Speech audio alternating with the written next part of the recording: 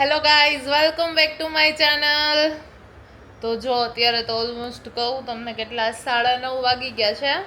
જઈ ગયો છે જીમમાં, પણ હું આજે જીમમાં નથી ગઈ કેમ કે નાના મોટી હેલ્થ ખરાબ છે.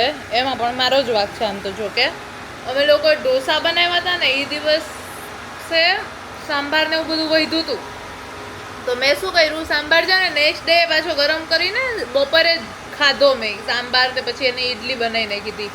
ઢોસાનું જે ખીરું વધ્યું હતું ને એની, તો ઈડલી તો ચાલો ગરમ ગરમ જ બની હતી, એમાં કાંઈ વાંધો નહોતો, એ તો બધાએ ખાધી. પણ મેં સાથે સાંભારે ખાધો અને એ મને સહીદો નહીં. પછી ઠંડો સાંભાર ગરમ કરીને ખાધો એટલે આખું પ્રોપર બોડીમાં ખરાબ થઈ ગયું હતું બધું. એકવાર તો નહીં, રાતે 2 વાર તો વોમિટિંગ બી થઈ અને એવું બધું હતું. તો આજે હું જીમમાં નથી ગઈ, જીમ સ્કીપ કરી દીધું છે. જય જીમમાં ગયો છે, હવે આવે પછી અમે નાસ્તો કરશું. સવારમાં અમે બધા કપડાં સૂકવી દીધા, વાસણ ગોઠવી દીધા, બધું ઓપન કરી દીધું. અને આજે તો આમ તો તમે જુઓ, જરાય વરસાદી માહોલ નથી, તડકો છે આજે તો જોઈએ હવે. આજે તો મને નથી લાગતું વરસાદ આવે.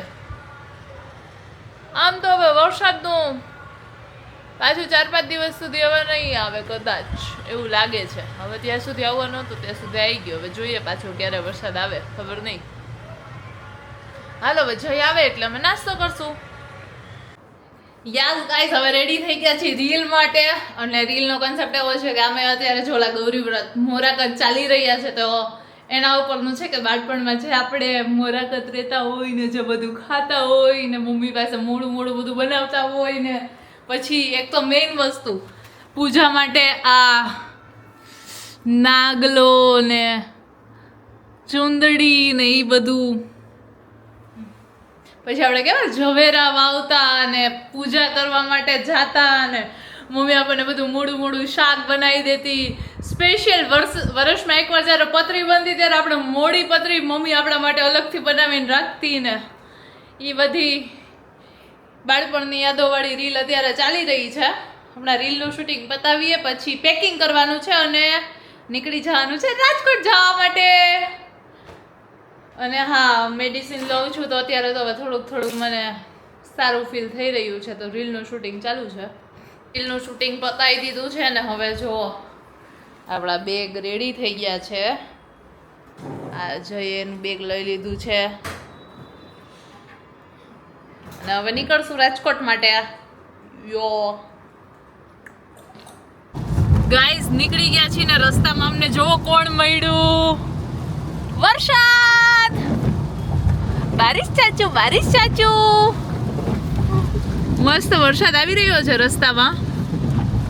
પેલા થોડા છાંટાએ ચાલુ થયું ને, અત્યારે હવે થોડાક આગળ આવ્યા ને ત્યાં પ્રોપર વરસાદ આવતો હતો. અમદાવાદમાં તો આજે એવું કઈ હતું જ નહીં કે વરસાદ આવે, એવા કઈ એંધાણ જ નહોતા.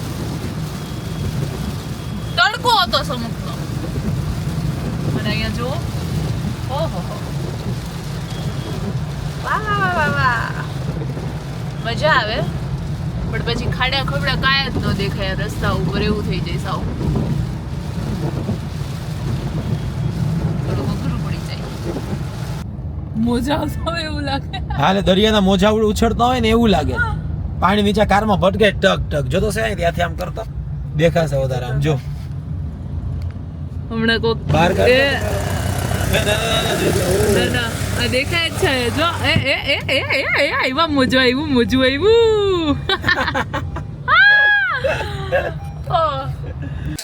યસ ગાઈસ, ફાઇનલી રાજકોટ ઘરે પહોંચી ગયા છીએ.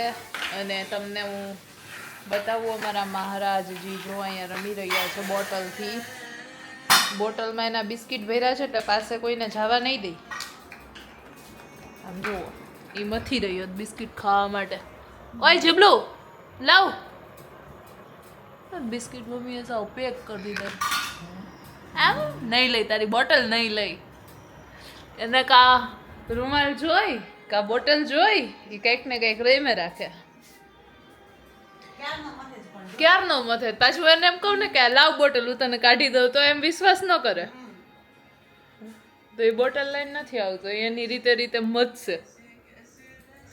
અને રાજકોટ તો રાજકોટ છે, વાતાવરણમાં તો પંખો ઓલમોસ્ટ બંધ છે. અહીંયા જુઓ, એ આ પંખો બંધ છે, એસી એ ચાલુ નથી, પણ તોય બધા બેઠા છે એમનેમ. અને અમદાવાદમાં તો આપણે 5 મિનિટ બેસી તો ઉકળાટ થવા માંડે હવે એમનેમ તો. વાતાવરણ આના જેવું ન થાય કે.